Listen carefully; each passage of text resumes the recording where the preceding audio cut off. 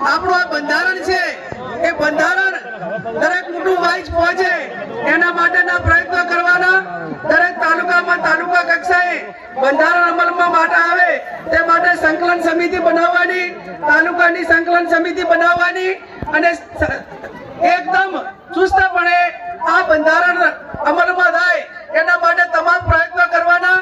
આજે 16 મુદ્દાઓ હતા એ મુદ્દાઓ મેં તમારી સમક્ષ વાંચ્યા છે અને આ 16 મુદ્દાઓમાંથી કોઈ પણ ભંગ કરે તો એનો હગો ભાઈ હોય તો એના પ્રસંગમાં હાજરી ના આપવી.